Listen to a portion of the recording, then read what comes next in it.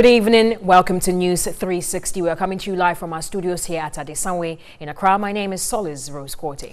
And I'm Parkwisi Asari. Coming up in the next 60 minutes, we've got a compilation of local plus international stories. News 360 Headlines is brought to you by Northern Regional Security Council reviews Bimbilla curfew following a shooting incident which claimed 3 lives.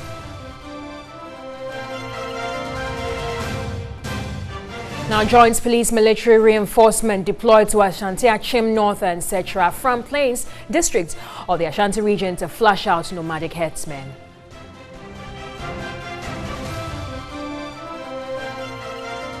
Are the Fulanis better than us? No, sir. Can they shoot better than us? No, sir. Can they do the military and police job more than us? No, sir. Also ahead in the bulletin, the University of Mines and Technology in the Western region renamed George Grant University of Mines and Technology with former President John Agyekum Kufuor inducted as Chancellor. And in business, the Trades Minister Alan Kyerematen denies payment by expatriates to sit close by the president during the recently held Expatriates Awards in Accra. And elsewhere on the foreign front, Trump's racist slur prompts fury.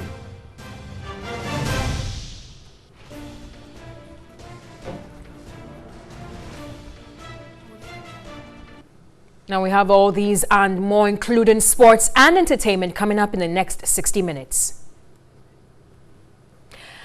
Let's start off from the northern part of the country, and TV3 can confirm that at least 3 persons have been killed in Bimbilla following sporadic shooting at about 9:30 p.m. Thursday, January 11, 2018.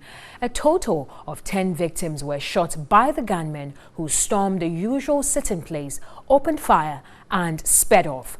The deceased Fusheni Isahaku, 35, Abdul Basist Osman, 28, and Salifu Razak, 35, were pronounced dead on arrival at the Bimbilla Government Hospital. 5 others, Mohammed Alabani, 60, Mohammed Shani, 46, Fusheni Mohammed Gaddafi, 35, Mohammed Yahya, 25, and Idrisu Ilmuyao, 28, who sustained fatal wounds, were referred to the Tamale Teaching Hospital in the course of the night. Now, Adam Yakubu, 30, and Ibrahim Musa are on admission at the Bimbilla Hospital, responding to treatment, according to the Northern Regional Police Public Relations Officer, ASP Mohammed Yusuf Tanko. The District Security Committee is currently in an emergency meeting, or rather they had an emergency meeting earlier, and calm has since been restored in Bimbilla, but the situation is still deemed as unpredictable, so the police is on guard.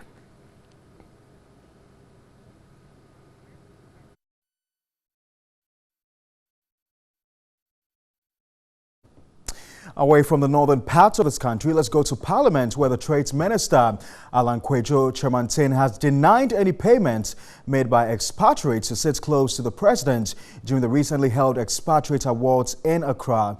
The ministry has also maintains only the ministry he maintains only facilitates the organization of the program and knows nothing about the sponsorship package. The Trade Minister was flanked by his 2 deputies.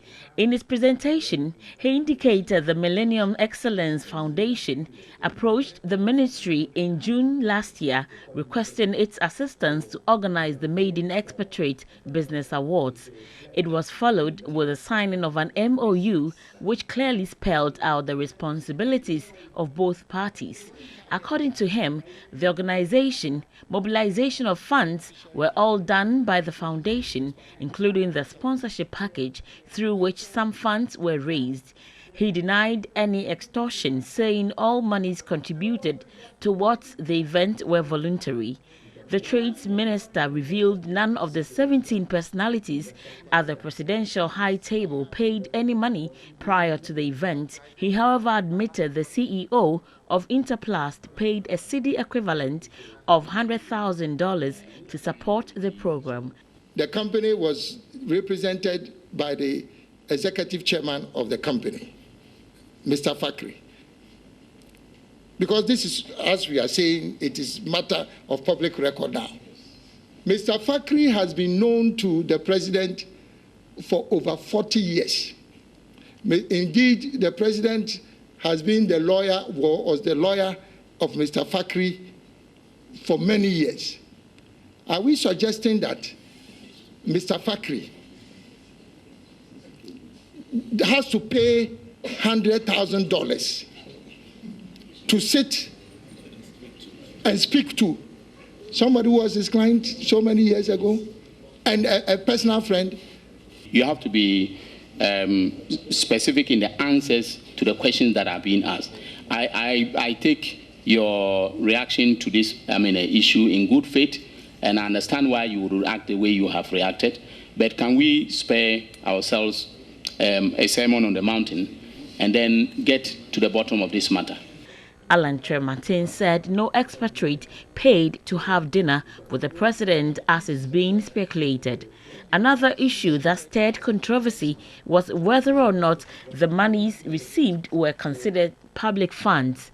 The Deputy Minority Leader James Klutse Aveji considered the money to be public funds which should have been deposited into the consolidated fund, but the sector minister disagreed. Money being collected by a private organization for the purposes of organizing an event in collaboration with the government. How does that become public money? You're saying it's a private money. I've agreed to that. Okay. And I'm saying that whose law says that you can use government receipts to collect that private money and pay it to government account? That's my question. Which law says that you cannot? It's very simple. You are alleged. So the burden of establishing that lies squarely upon you.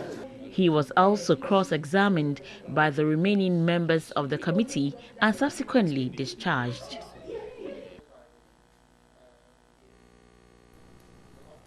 Right, moving on to some other stories. The nomination of the former Attorney General Martin Amidu as Special Prosecutor has stoked controversy. Daniel Opoku has been finding out reactions from legal and governance experts.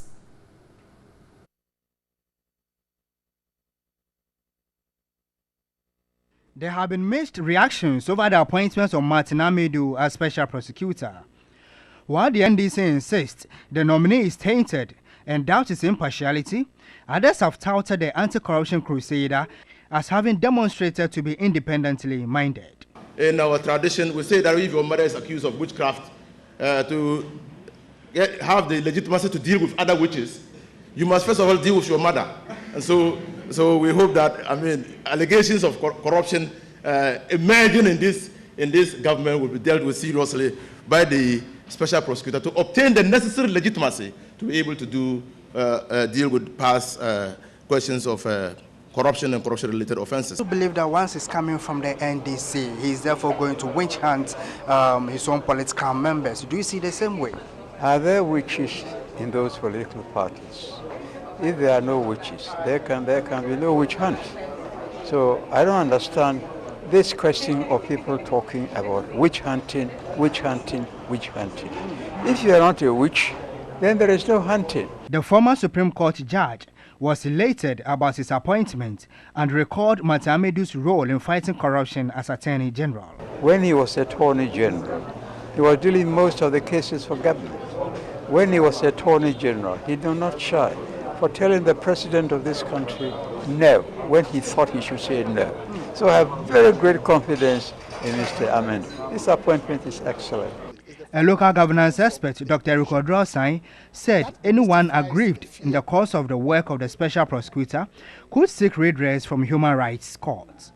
Mr. Martin Amidu is not going to operate alone. He's going to have deputies or assistants to help him in prosecuting his agenda. So I think the opposition should not have anything to fear about. We are in a country of rule of law.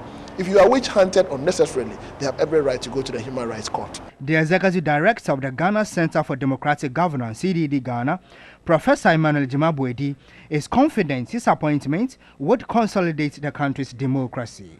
This is an appointment that has the potential to strike fear in the people within and outside the president's own party. So we commend the President and the Attorney General for their nomination, and we believe we can now look forward to robust actions against corruption.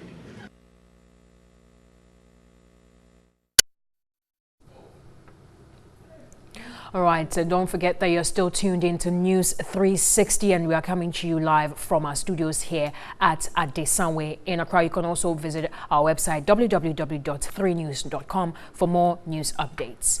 Now, the Center for Democratic Development, CDD, says it is disappointed President Akufo-Addo has failed to uphold the Constitution in dealing with lawbreakers in his government. Executive Director Professor Emmanuel Jima Buidi cited the vigilantes group's invasion of courts in Kumasi and a few other issues during the tenure of the president. CDD Ghana assessed the president's 1 year in office based on his manifesto promises. It lauded him for increasing budgetary allocations to ministries and agencies and convening a meeting with the past presidents. The center, however, criticized him for failing to initiate a legislative instrument to safeguard the free SHS program from being scrapped by any government. Policies that are going to draw on the exchequer, on the public purse, to be backed by law.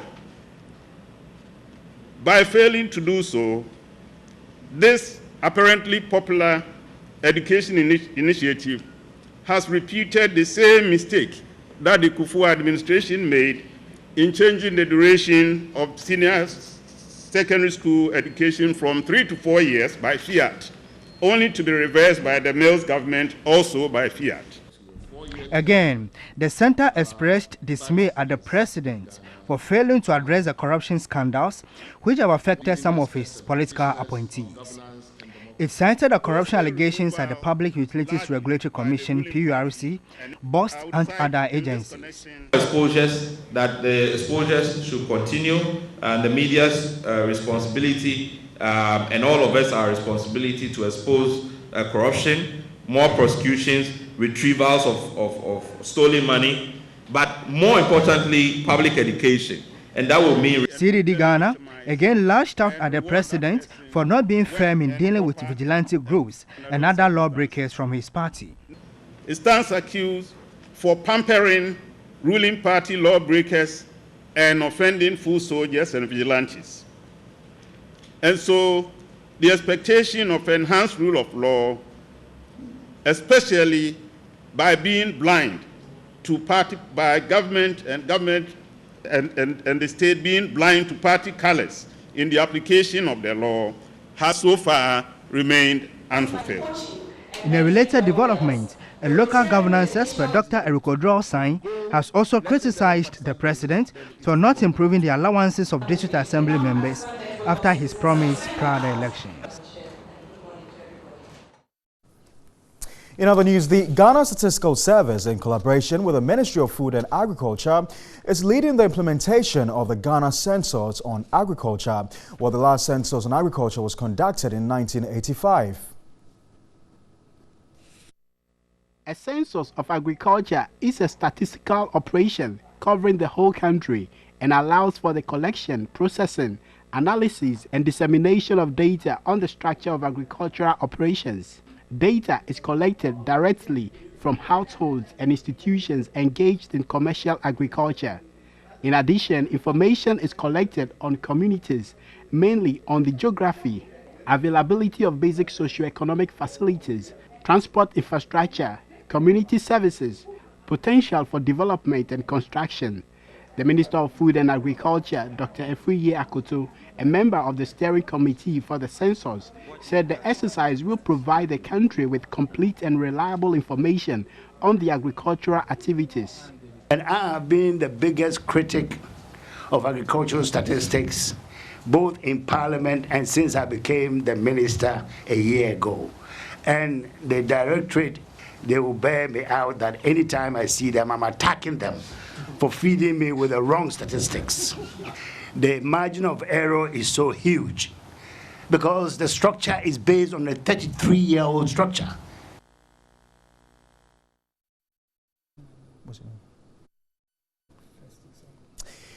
You're still watching News 360 live from our studios here at TV3. Remember, you can join us with the views, comments and suggestions on any of our top stories this hour. Visit any of our social media pages on Facebook and on Twitter. Again, to one of our top stories this hour, about 200 personnel drawn from the police and military have been deployed to the Asante Achim North and Setre Afram Plains district of the Ashanti region to flash out nomadic herdsmen. 3 security personnel were reportedly shot by the herdsmen who've been terrorizing indigents of the area. The joint security team are to augment the efforts of Operation Cowleg, an ongoing security operation aimed at halting the nefarious activities of herdsmen in the area. The reinforced team tasked to evict the nomadic herdsmen and remove their cattle from the area arrived at Agogo on Friday to enforce a 2012 High Court ruling which ordered the evacuation of cattle from Agogo. In the past 25 years, farmers in the area have accused the nomadic herdsmen of allowing their cattle to graze and destroy farmlands. We apologize sincerely for the poor quality in pictures there. Let's get in studio now and try and explore this matter into much detail. My guest in the studio is Dr. Festus Kofi Orban, I beg your pardon. He's a security analyst. Kofi, thank you very much for your time. I know you've done a bit of research into Fulani herdsmen and the activities.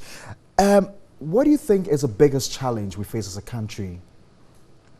I think when you look at the issue of the Fulani, I prefer to call it farmer header, issue, is that over the years, this has become a perennial issue that we face almost every year.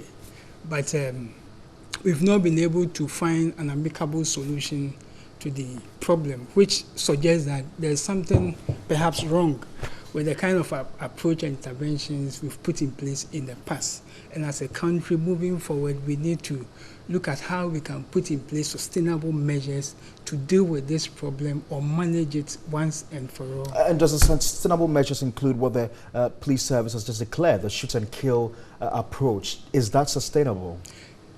Through the research that we conducted, that approach is not sustainable, in my view, because if you look at the issue, it has different facets. There are security issues, there are economic issues involved, there are cultural issues involved, and the security aspect is just tackling certain aspects of the problem. So in my view, at best, the security approach will just lead to minimize the tensions that we have now, but in the long run, it's not going to deal with the root causes of the problem. But we know the situation is not only peculiar here in Ghana. We know of the Nigeria situation, and it appears communities within which these people operate are becoming worried. There's a sort of insecurity generally. What do we really have to do? But I just beg you to hold on to me. Let's watch this clip of the police commander and what he was telling his men just a while ago in Ago. And to be safe, if you see anybody holding arms want to attempt you, please don't waste time. Are the Fulanis better than us? Can they shoot better than us? Can they do the military and police job more than us? They say they are guerrilla tactics, they are guerrilla fighters, and they are going to ambush you and shoot you. Please, I beg you in the name of God, nobody should die in the bush as a police or soldier or whatever. We are going back with our number and come back with our number. So you've just heard the police commander there admonishing his members. Is that insightful? I think whatever operations the police are carrying should be carried within the rule of law and human rights. Yes, they have per their rules of engagement, they have to defend themselves when their lives are at risk. But it doesn't mean that once you see these herdsmen, you just deliberately, shoot at them. But I think from what he was telling his men is just to encourage them to be steadfast in terms of the operation they are going to carry out. But I don't think they have to take the law into their own hands, despite the provocation by these herdsmen. Do you sincerely believe, and that's going to be my very final question to you, Dr. Festus Kofi, do you sincerely believe that we can see an end to this nomadic herdsmen situation and all the challenges that confront it? I think it will all depend on the kind of approach that we adopt from now. Already, I know there is a draft anti-grazing bill in Parliament which is yet to be passed. I mean, when it's passed, it's going to be one of the bills that is actually going to change some of the situation on ground. But moving on, I think we have to look at the issue not only from the security view, but also look at the other aspect of the problem and deal with it with issues of livelihood. There are cultural issues, you know, because if you look at the discourse and the narratives that are ongoing, it's always perceived that the Fulanis are the ones who are at fault. But they also accuse the farmers and the locals of killing their cattle, of stealing their cattle. But the point is, no farmer is going to allow you to allow your animals to come graze on their farms. That will not be tolerated. Yes. You see, when you go on ground, some of the problem is not actually caused by the Fulanis who are staying in the communities. They are actually caused by the nomadic herdsmen who move at certain point in the year to southward for green pastures. Now, as a country, have we put in place early warning mechanism, for example, that we know that at certain point in the year, especially from November to March, we tend to have this issue because they move from the north southward. Have we put in place measures to alert those southward that these people are moving, and so we need to harmonize our approach and see how best we can stop them at certain point in time or take them to certain safe zones within the areas where they normally move, so that at least we can manage the problem. I don't think we can end it, but it can be managed within the short term, because some of the root causes are long-term issues which require long-term approaches. All right, thank you very much. Dr. Festus Kofi Orbin is a security analyst. You're still watching News 360 live from our news hub here in Accra. Let's find out what the weather looks like in the next 24 hours. And to be safe, if you see anybody holding arms want to attempt you, please don't waste time. Aha! Aha! Aha! Are the Fulanis better than us? No, sir. Can they shoot better than us? No, sir. Can they do the military and police job more than us? No, sir. They say they are guerrilla tactics, they are guerrilla fighters, and they are going to ambush you and shoot you. Please, I beg you in the name of God, nobody should die in the bush as a police or soldier or whatever. We are going back with our number and come back with our number. This segment is brought to you by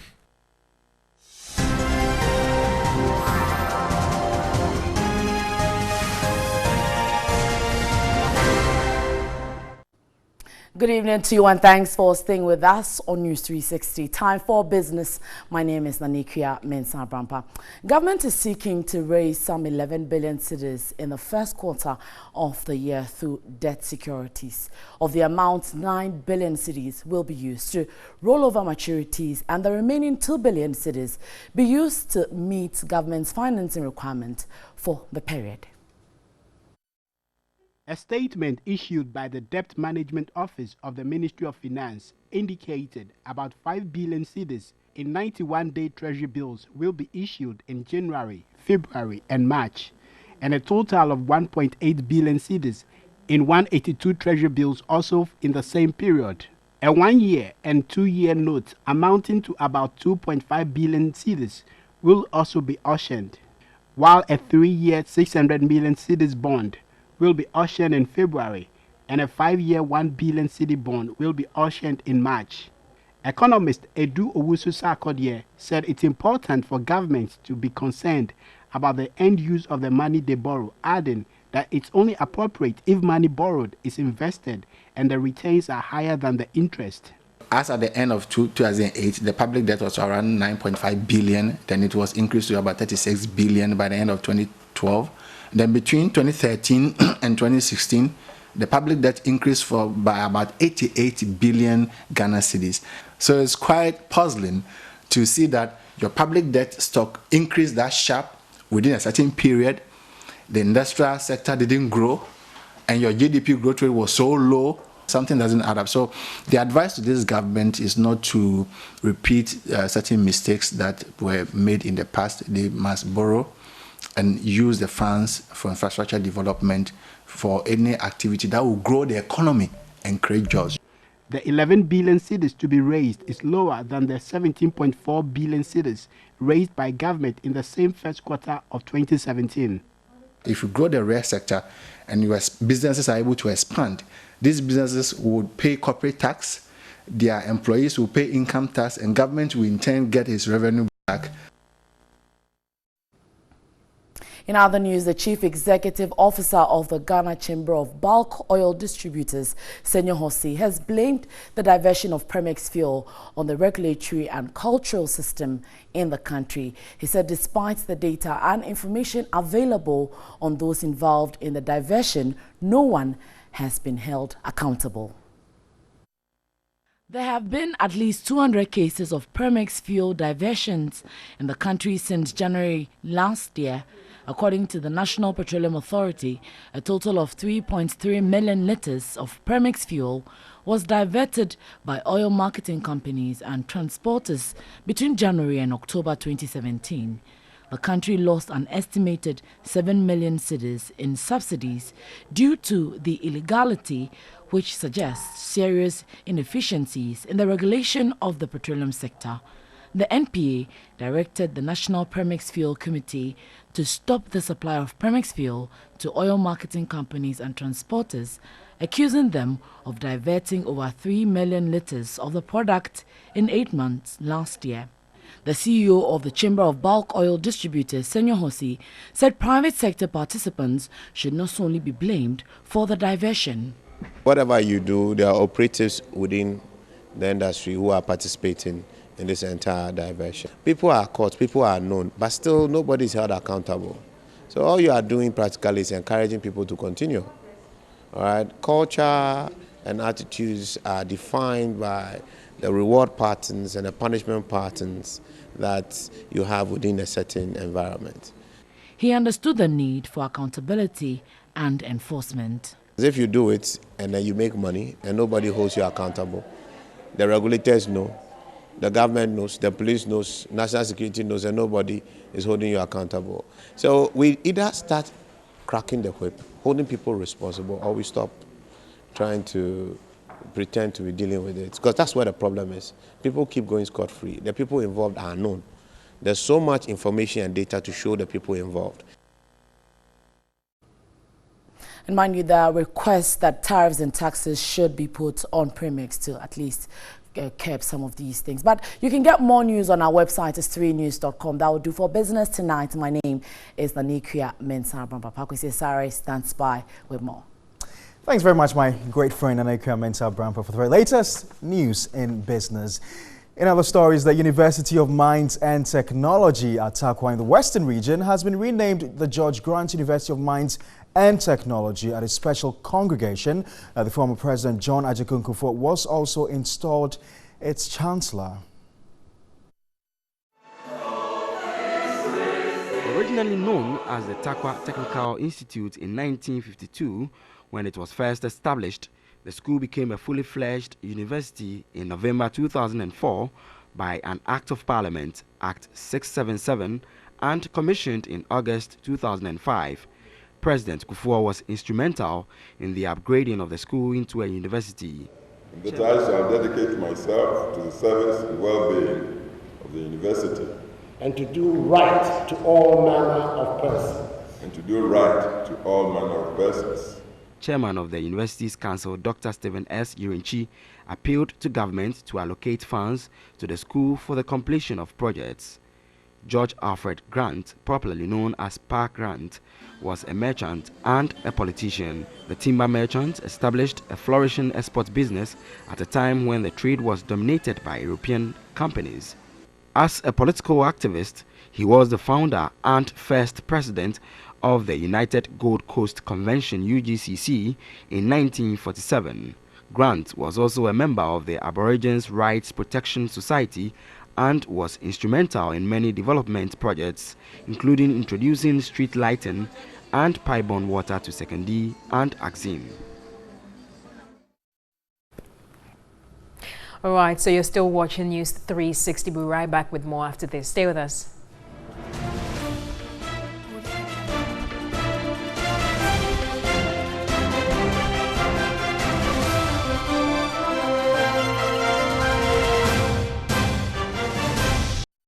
And to be safe, if you see anybody holding arms want to attempt you, please don't waste time. Aha!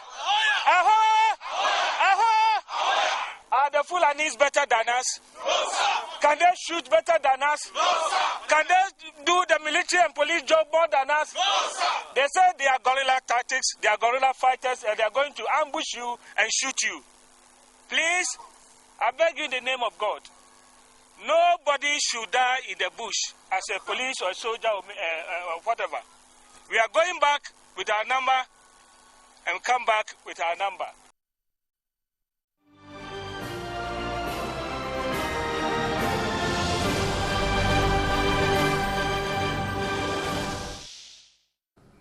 Well, up next is some international news. And Trump's racist slur prompts fury. And basically this happened somewhere on Thursday, and the influx of fury keeps coming in. We've heard from the UN, we've heard from the AU, we've also heard from some members of the Republican Party. Watch this. Human rights spokesperson Rupert Colville described Mr. Trump's reported comment on Thursday as shocking and shameful. Trump questioned why the U.S. would accept more immigrants from Haiti and shithole countries in Africa rather than places like Norway. There is no other word one can use but racist.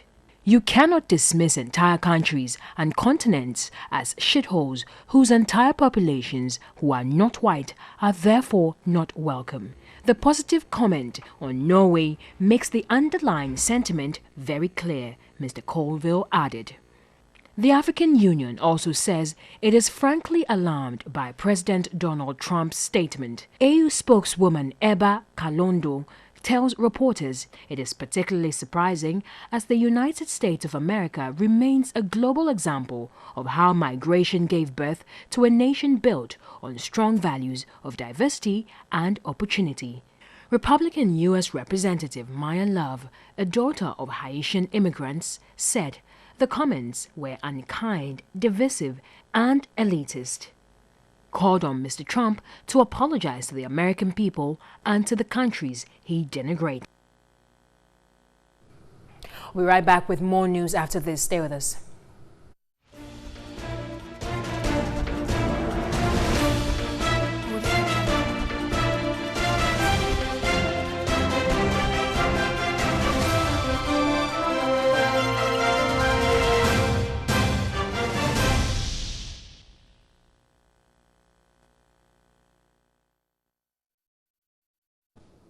All right, so welcome back to News 360 Live here on TV3. Now, yesterday on News 360, a viewer's comment sparked controversy when he said news of Martin Amidu's appointment had made him faint and was on admission at the Suga Kofe Hospital. Now, TV3 would like to emphasize that no story had such details and that it was a comment of a viewer.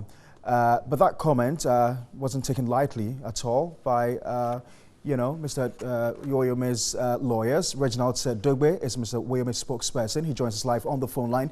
Mr. Dogbe, some would say this is an unnecessary attempt to court public attention. Hello. Yes, Mr. Dogbe, did you hear me? Yeah, the statement again, I've not heard you. Yeah, that some would say this was an unnecessary attempt by Mr. Woyome's lawyers to seek public attention.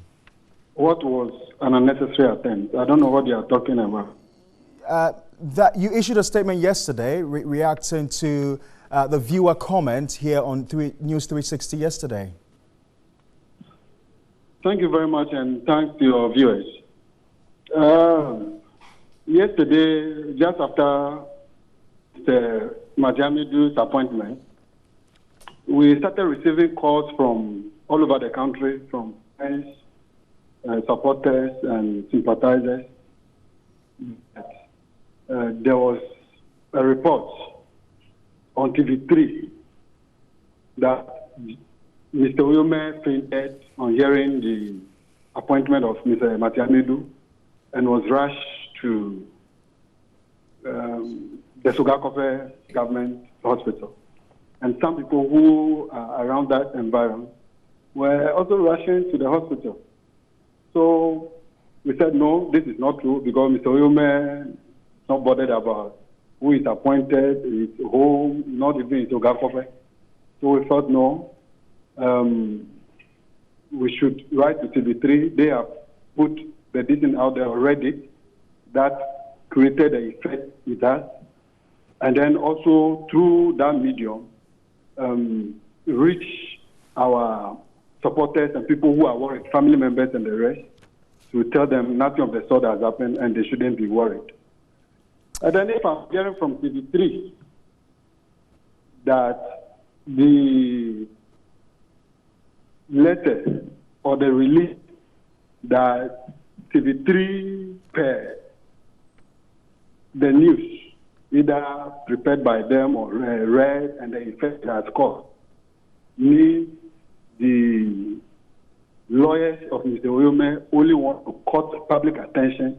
That I don't know. I can't speak to it.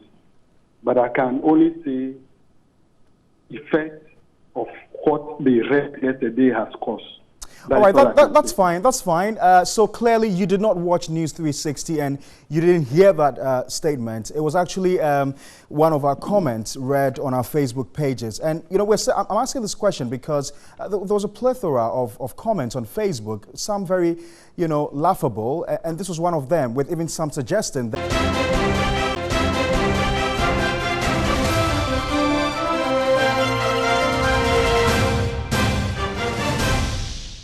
Good evening. Welcome to News 360. We are coming to you live from our studios here at Adesanwe in Accra. My name is Solis Rose Korte. And I'm Parkwisi Asari. Coming up in the next 60 minutes, we've got a compilation of local plus international stories. News 360 Headlines is brought to you by Northern Regional Security Council reviews Bimbilla curfew following a shooting incident which claimed 3 lives.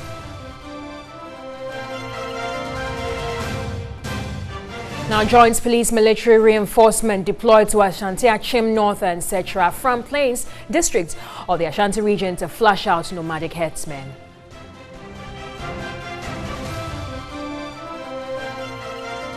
Are the Fulanis better than us? No, sir. Can they shoot better than us? No, sir. Can they do the military and police job more than us? No, sir. Also ahead in the bulletin, the University of Mines and Technology in the Western region renamed George Grant University of Mines and Technology, with former President John Agyekum Kufuor inducted as Chancellor.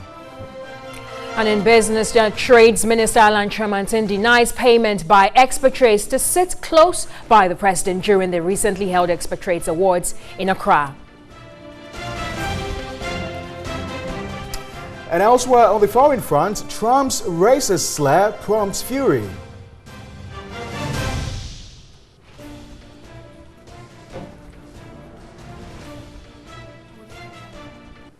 Now we have all these and more, including sports and entertainment, coming up in the next 60 minutes. Let's start off from the northern part of the country, and TV3 can confirm that at least 3 persons have been killed in Bimbilla following sporadic shooting at about 9:30 p.m. Thursday, January 11, 2018.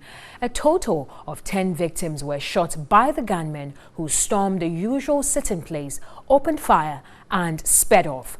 The deceased Fusheni Isahaku, 35, Abdul Basist Osman, 28, and Salifu Razak, 35, were pronounced dead on arrival at the Bimbilla Government Hospital.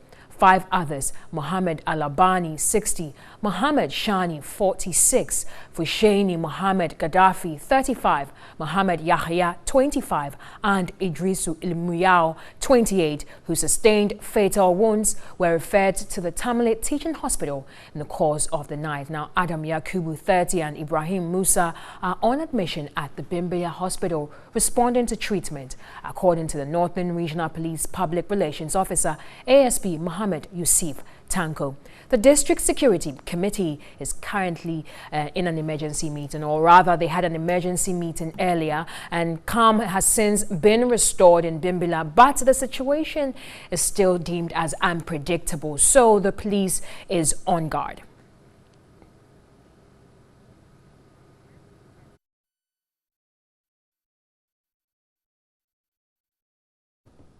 Away from the northern parts of this country, let's go to Parliament, where the Trades Minister, Alan Kwejo Kyerematen, has denied any payments made by expatriates who sit close to the president during the recently held Expatriate Awards in Accra. The ministry has also maintains only the ministry he maintains only facilitates the organization of the program and knows nothing about the sponsorship package. The Trade Minister was flanked by his 2 deputies. In his presentation, he indicated the Millennium Excellence Foundation approached the ministry in June last year, requesting its assistance to organize the Made in Expatriate Business Awards. It was followed with the signing of an MOU which clearly spelled out the responsibilities of both parties. According to him, the organization, mobilization of funds were all done by the foundation. As part of showcasing where I'm from, when you look at Ghana through the spectacles of Africa, you see its beauty. So say it's low from Rasta in Ghana. We're stopping all the... In Ghana. That's probably one of the most iconic songs that he's ever had. I sing it so well. That's how we wrap up here on News 360. Came to you live on News Hub here in Accra. My name is Parkwasi Asari. Thanks very much for watching. I am Solis Rose Korte. Good evening.